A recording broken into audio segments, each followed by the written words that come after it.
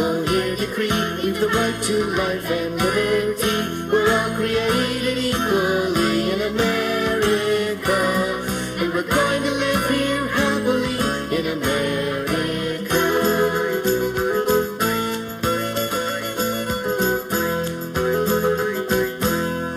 Our founding fathers crossed the seas and built the new world colonies, but King George wouldn't set them free, so they...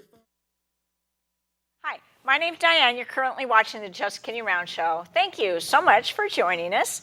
And I want to welcome Jim Chamberlain. Hi, Jim. Hi, Diane. This is the first time you've been on our show. First time been on this one, yeah? Yeah, but you've been to our channel before. I've been to TCTV several times in the past. And why would that be? I worked for the Sheriff's Office for 35 years, and some of the times we'd come in to give the public updates, like for the county commissioners, or we were doing commercials like for Crime Stoppers. Okay, so you had no problem finding the studio, huh? Oh, no, not at all. Yeah.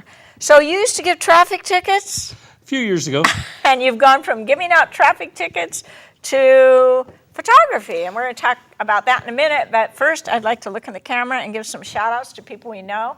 Hi Peak to the kids at South Bay and to Lydia Hawk. And hi Mr. Feeney.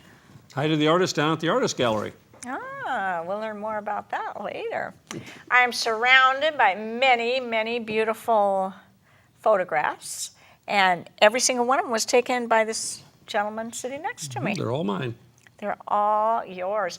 And I want to start by the opening credits were done on this one to my left with the little cat. Mm-hmm. And that's how you and I met, because of this cat. It was. That's Riley. That's my cat when he was a kitten. Uh-huh. One day I decided to photograph him because he was so cute, and he cooperated pretty well, and we got this peekaboo picture of him looking at me with the camera as I'm laying on the floor trying to photograph him. And you saw that at the Arts Walk here a month or so ago, and liked it so much you talked me into coming here. Yeah, that's right. I did.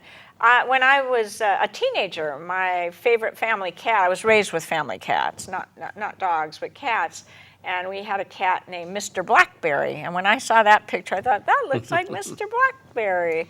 And so actually, I saw that picture in the gallery, and then I met you at the Arts Walk. Mm-hmm. But I made such an emotional connection to this picture that it, as soon as I saw you and I saw that picture next to it, I said, I know you. I saw that picture in the gallery. So what gallery are we talking about? I joined a co-op gallery downtown Olympia called the Artist Gallery. It's on Legion, just off Capitol. There's 20 different artists that are members.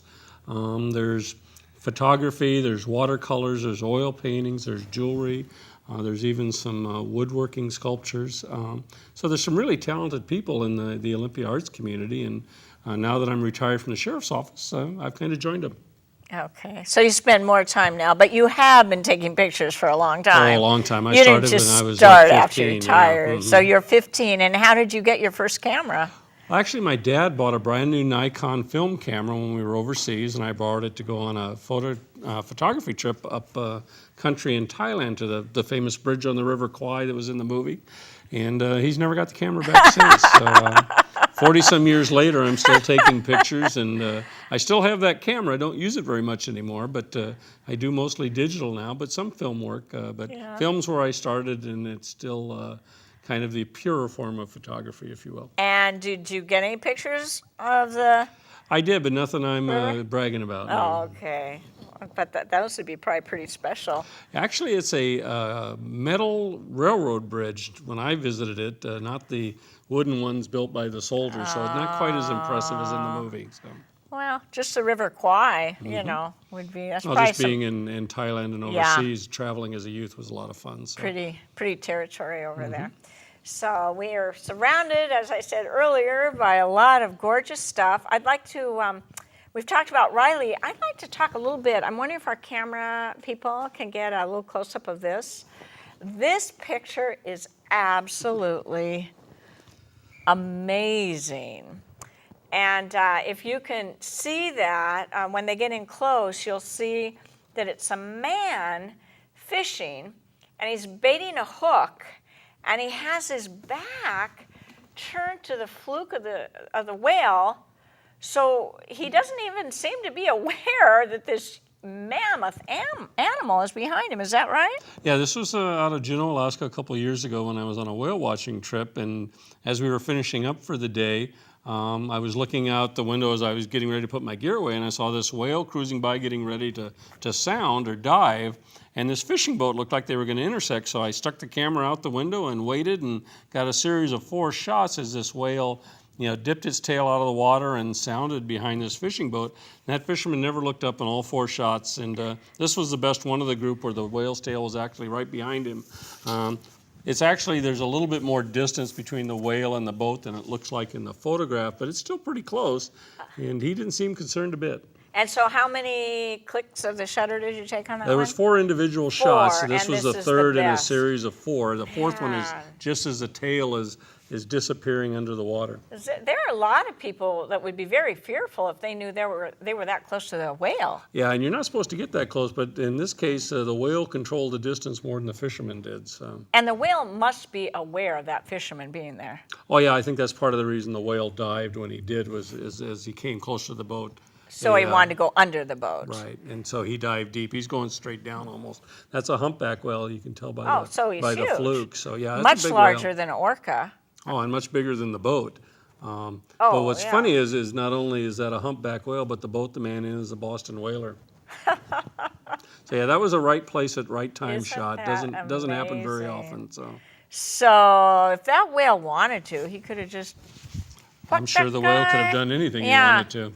Did you see that photograph that was taken about a year ago? I think it was down in Australia of I think it was a right whale. It wasn't a humpback. right.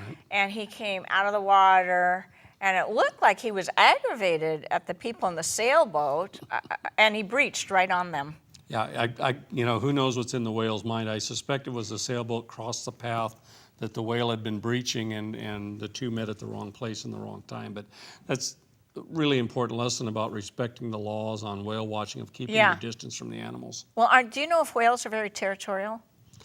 I suspect they are during different times, especially during breeding and stuff. I'm not aware that the right whales are necessarily any more so than others, but I'm no expert on whales. So I don't know, but I just like taking their pictures.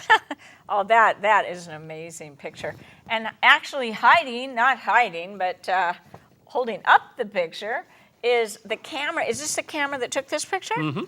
And is this a digital or is this film? That's a digital camera. That's a Nikon D300S. That's a 12 megapixel digital camera.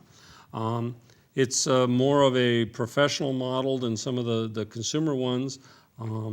But it's a little heavier gauge. You can feel it. It weighs a little bit more than the average digital camera does. Oh gosh, that's not comfortable at all. But very good for large landscapes, and it's got a lot of nice features to it that I use in my photography. But I have a bigger one than that. That's a film camera that I use once in a while, but it's harder to get film, and it's about several more pounds than this one, so I don't like lugging it too much.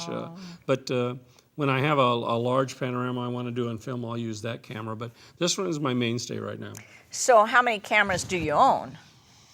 Oh, I use 2 right now, but Right. I've probably got 6 or 7 in various drawers. So That's not too bad. no, most of the time I trade them in to upgrade because I can't afford to okay. buy them outright. So. So do you think that film is kind of a dying art and that I digital? think it is. I think digital has just got so much potential, and the newer cameras they're changing every year, getting better and higher megapixel counts, better sensors. What are the megapixels now? Well, right now you can get a camera, I believe, a digital in the 30 megapixel range, but they're about $3,000 to $4,000. Oh well, I don't need that. Most of the ones at the more consumer or prosumer levels are usually about 10 to 16, but they're getting better. There's a couple out there now that are in the 20 range. Unbelievable. But it's not so much the pixels you need to be concerned about as also the sensors and some of the other features. Oh, okay. You can really match your camera now to the type of photography you want to do, much more so than say back in the days where the cameras were more universal. Now you can be pretty specialized now. What do you mean match a camera to what you want to do? If you prefer to take snapshots, family stuff, you can use much smaller cameras. or maybe the sharpness or you're not going to enlarge them very big. If you want to do something like we have behind us, then you got to get more technical. You got to have a much better sensor. You've got to use tripods and devices like this cable release or filters to really focus in on the quality of the image because you want to make it really big. Okay. So if you're not concerned about that, you can have something that fits in your pocket, takes really good pictures. Yeah. But it's going to be limited in the applications you can apply it to. You're not going to make a wall-size print like that from one of those little cameras. What do you think of the phone cameras? I think they have their purpose, but as far as the quality of the images, too good. no, that's not something I would use. Can you tell us about the picture behind us? Sure. What is this? That's Mesa Arch. That's in Canyonlands National Park in Utah. That is one of the only places in the world at sunrise that when the sun hits the rocks below the arch, it reflects the light up and turns that arch reddish orange. And then it also highlights the ground behind it. You can see kind of the detail in the canyons, some of the rock formations there. There's a formation called Washerboard Woman there that's kind of highlighted by a butte. Is that a river at the bottom of the canyon? No, those are all eroded canyonlands from. Some of them are done obviously from rivers and moisture in the past, but that it sits right at the edge of basically a cliff. You're looking out into the canyons of Canyonlands National Park. Yeah, it was 19 degrees that morning, and you had to hike in before daylight. And luckily, I got there. I was one of the third photographer there, and we were setting up. And by the time sunrise, there was 30 more guys behind me trying to get in to take that picture. So it was a really popular spot, very difficult shot technically to get. Oh, it is difficult technically? Yeah, because when the sun comes up, it shines right into your camera lens, and most of the time you're going to get what they call flare, and that can really basically burn out or cause your picture not to have the detail or the color you want. So you really got to have the right angle to the sun. You've got to time it so the sun is at the right height that you don't get that flare in your camera lens, but yet don't lose any of the detail and still get a good exposure. And still get it razor sharp so you can make it that big. So you said, pardon? Because that's what, I think the image itself is about, 24 inches by 60, so it's about 2 feet by 5 feet. Okay. And then matted and framed, it's almost 6 feet across. Wow, that's 6 feet behind us. That's gorgeous. And so you took a lot of pictures. Yeah, that's a series of 3. That's a series, but you took a lot of pictures, but it took 3 to get it. Yeah, basically what I do is blend. every few minutes I take a new series of 3 pictures trying to capture it at exactly the right time. And sometimes, like I said, I've got one where the sun is just creeping up and you got a starburst of it on the horizon. But the arch itself is pretty dark. So this one was the best combination of color, detail, and, with the sun in the right place. But some of the other shots were very good too. This was just my favorite. Yeah, but it's not one picture across. No, that one it's is like actually 3 images blended together in software. Okay. It's a digital image. Yeah. But like I said, with some of the newer digital cameras, you could probably take that in 2 shots now. Isn't that something? That's beautiful. It's funny because this is a little off the subject, but so many people in other countries, when they think of America, they think of Hollywood or Jessica Simpson or the gal with the $20 million wedding. But, that is America too. And Absolutely. I wish more parents would, instead of going to Disneyland, maybe take their kids to some of these places because amazing. Yeah, the national parks in this country are absolutely gorgeous. I've traveled to Europe and Asia, and they have some wonderful places too, but America has some of the most unique and beautiful places you're ever going to see. And there's just almost too many of them to visit all, and I'm sure going to make a hard effort at it. Yeah. So. Are some of them, are there places that are sort of like meccas for photographers? Like you said, people are lined up to do this one. Yeah, I think that it's just like anything. There are places in the national parks. Arches National Park has a place called Delicate Arch, which you have to take about an hour walk to get up to, that is, the icon shot of that national park. Canyonlands is a little bit more isolated, not as visited, but this is probably the location in that park that is most photographed. Bryce, the Hoodoos in Bryce, that we have in front of us there. This is Bryce right here, right? Bryce Canyon. Okay. And that's in Utah too.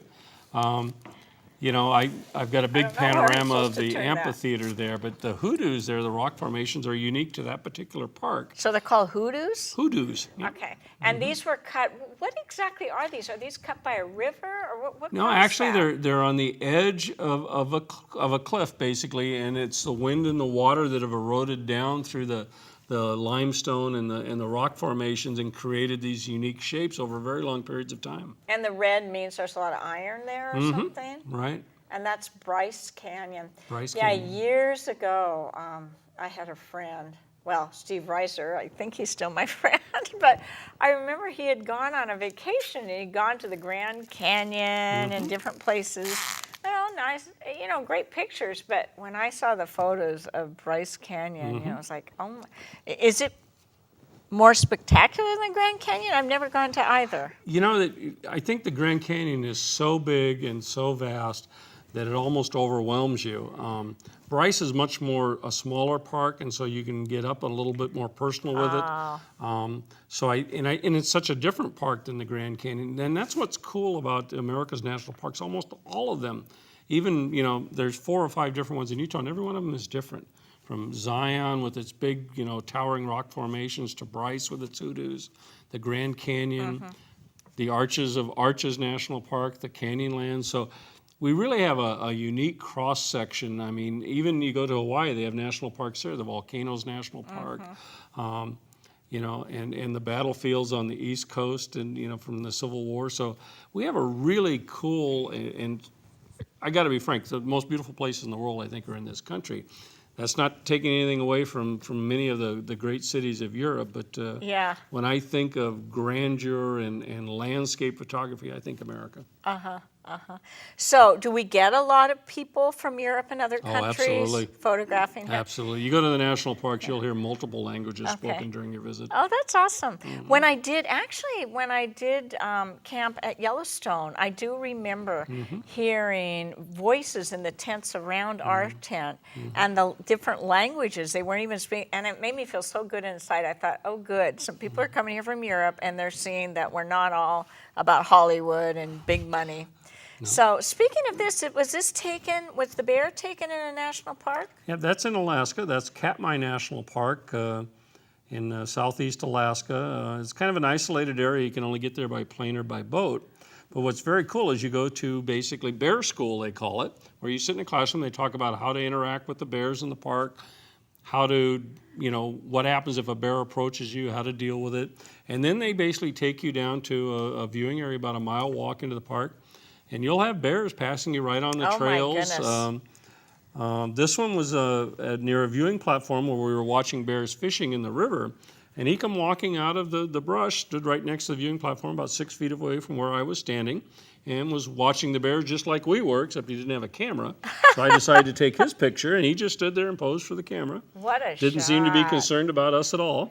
What a shot. He looks like a little cub to me. He looks so fuzzy. Yeah, he's actually I believe a full-grown male Alaskan brown bear or grizzly. Like I said, I have a shot of his whole body, but I just thought the expression on his muzzle and face just kind of was with the fuzzy ear, just kind of spoke to more of a teddy bear than a grizzly bear. Yeah. Well, that's how teddy bears got that whole story. From Teddy Roosevelt, yeah. Yeah, from Teddy Bear and the national park. So we need to thank him for Yeah, Mr. Alaska has a lot Meir of very cool places too. The whale picture, like I said, was taken in Alaska. But this was near Juneau, and Right, this and this one one's was up by near Katmai. Anchorage. You said. Yeah, it's about an hour flight southeast of Anchorage to near the town of King Salmon, Alaska, where the Bristol Bay is, where they do a lot of sockeye fishing. There's a place called King Salmon? King Salmon's the name of the town in Oh, Alaska. you're kidding. I didn't know that. Alaska's such a big place. So now we're going to move away from America for this. Is that right? Mm-hmm. And what can you tell me about this? I think this is beautiful. What is That this? is Santorini, Greece. Okay. Which is an island in the Aegean that was actually an old volcano that blew up, and the villages have been built on the edge of the old caldera. And what's really cool about Santorini is the little streets and the blue dome churches and the whitewashed buildings against the really blue Aegean Sea. Very unique place. Obviously you can tell from the photograph, it really has got some great potential for photography. Yeah.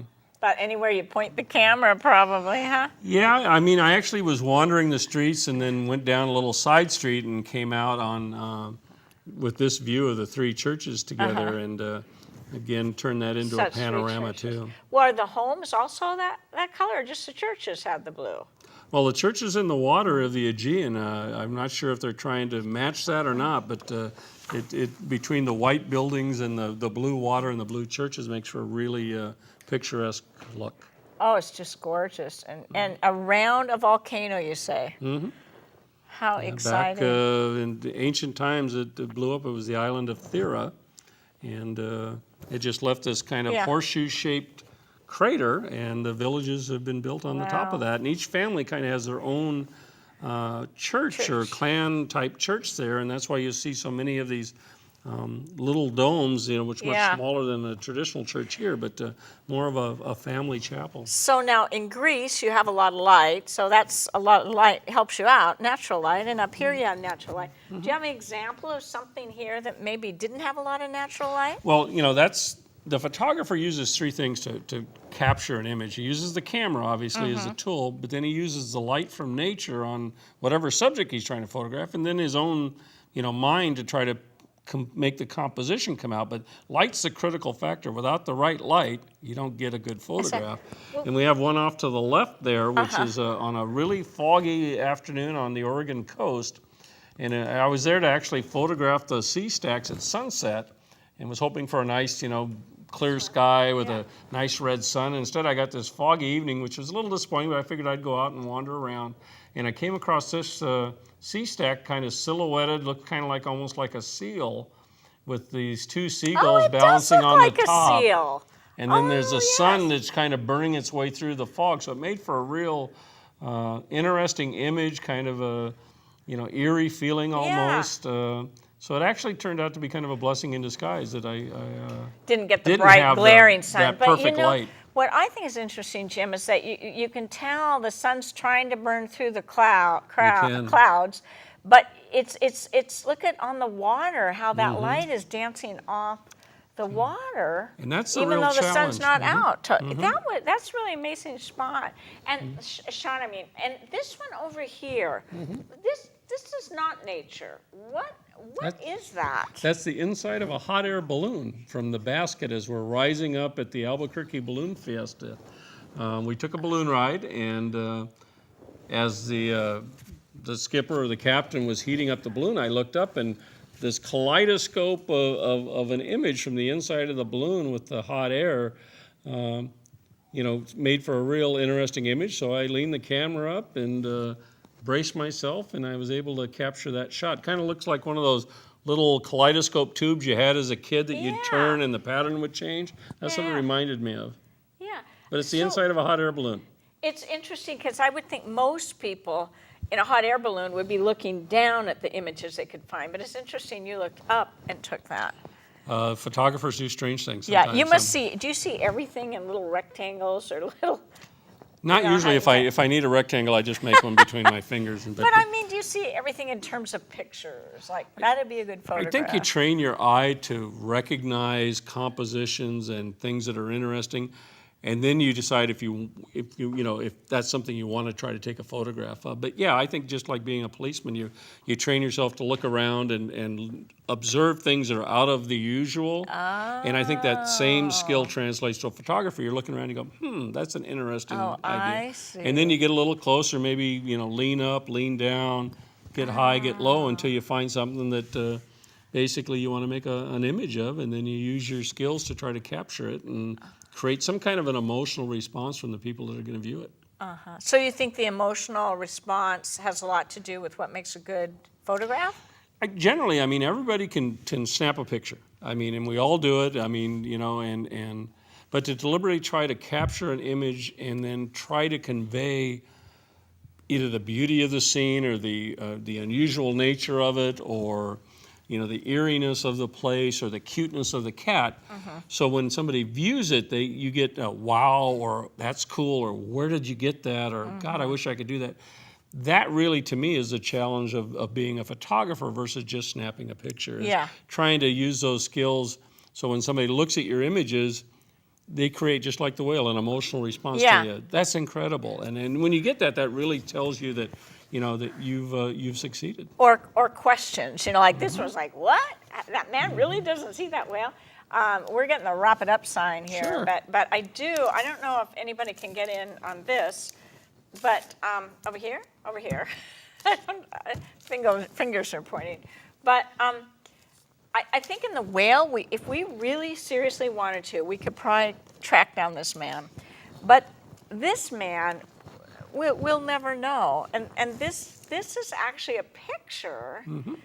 When you took the picture, were you taking the picture of the view of, that's the sunset, isn't it? Mm-hmm. It's a sunset Okay. on the island in of Maui. Hawaii, Maui. Okay.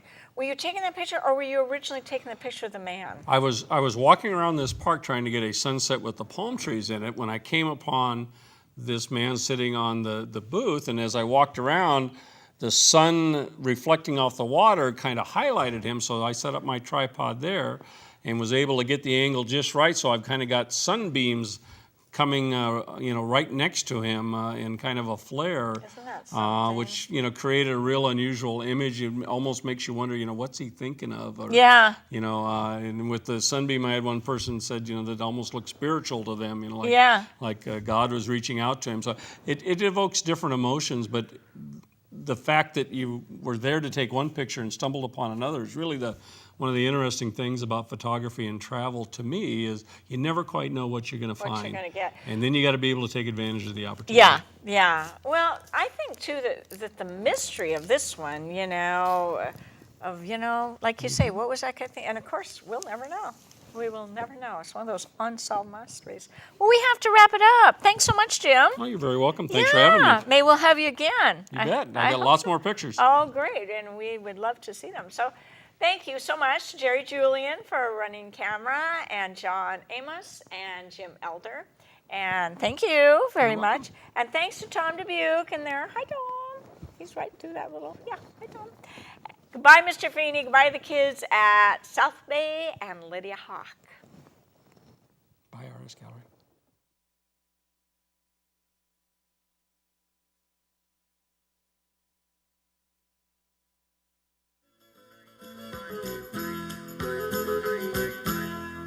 We the people here decree we've the right to life and liberty. We're all created equally in America, and we're going to live here happily in America.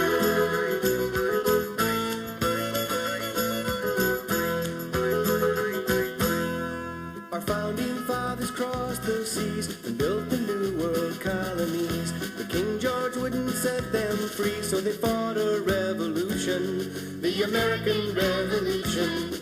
Oh, we the people here decree we've the right to life and liberty. We're all created equally in America, and we're going to live here happily in America.